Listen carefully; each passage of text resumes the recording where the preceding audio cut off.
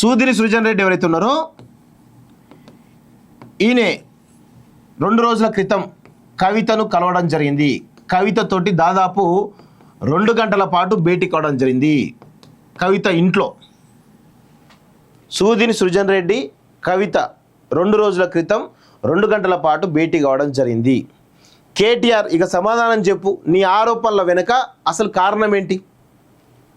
నేను గతంలో నుంచి చెప్తాను, సూదిరి సృజన్ రెడ్డి కవిత ఇద్దరు కూడా బిజినెస్ పార్ట్నర్సు. వాళ్ళిద్దరికి ఆల్రెడీ అడికోర్ ఇన్ఫ్రాస్ట్రక్చర్ కంపెనీ ఆల్రెడీ ఉంది. వీళ్ళిద్దరు బిజినెస్ పార్ట్నర్సు.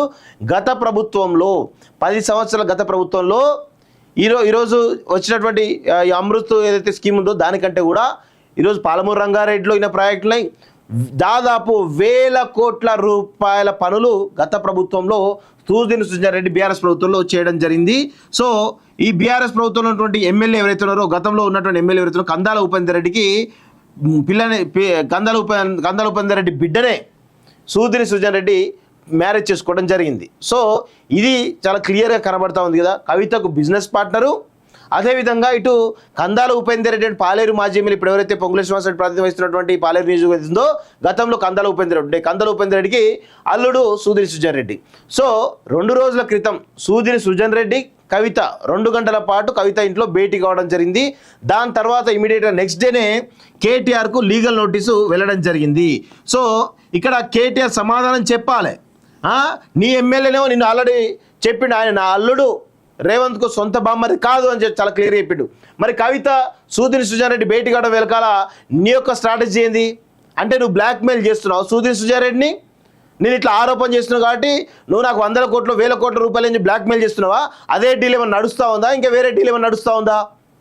కేటీఆర్ సమాధానం చెప్పాలి దీని మీద. బరాబర్ నేను ఖచ్చితమైనటువంటి సమాచారంతో చెప్తా ఉన్నాను, ఖచ్చితమైన సమాచారంతో చెప్తా ఉన్నాను. లీగల్ నోటీసు మొన్ననేమో కలుస్తాడు వీళ్ళిద్దరు భేటీ అవుతారు 2 గంటల పాటుగా. దాని తర్వాత రోజేమో కేటీఆర్కు లీగల్ నోటీస్ వస్తుంది. అంటే కేటీఆర్ కవితతోటి మరి ఏమైనా డీల్ చేస్తున్నాడా?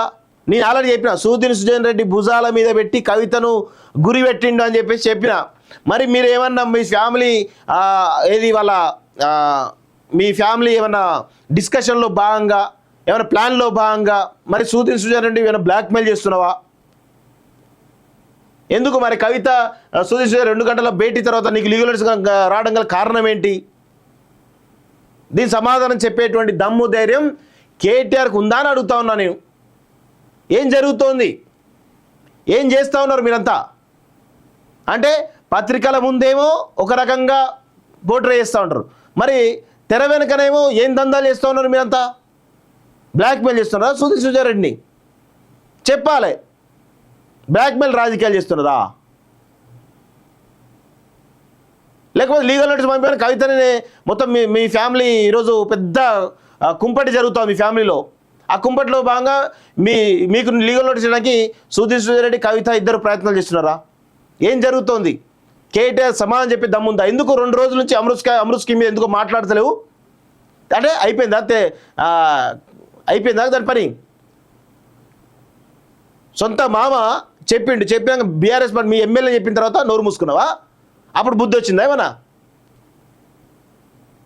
కేటీఆర్ నీ మాటల్లో చిత్తశుద్ధి ఉంటే అమృత్ స్కీమ్ పైన ఏదైతే జరుగుతుందో పరిణామాలు స్పందించు. మరి సూదిరి సృజన్ రెడ్డి కవిత 2 గంటల భేటీ పైన జరిగినటువంటి విషయాలు నీకు పూర్తిగా తెలుసు, దాన్ని బయటపెట్టు చూద్దాం. ఏం బ్లాక్మెయిల్ చేస్తున్నారో అది బయటపెట్టు. కంప్లీట్ బ్లాక్మెయిల్ రాజకీయాలు చేస్తూ ఉన్నారు మిత్రులారా వీళ్ళంతా కూడా. బీఆర్ఎస్ పార్టీ ఈరోజు కేటీఆర్ సింపుల్గా చాలా పెద్ద ఎత్తున సూదిరి సృజన్ రెడ్డి బ్లాక్మెయిల్ చేసే ప్రయత్నం చేస్తూ ఉన్నారు. ఇది తెలంగాణ సమాజం తెలుసుకోవాల్సినటువంటి అవసరం ఉందని చెప్పేసి కూడా నేను కోరుతా ఉన్నాను మిత్రులారా.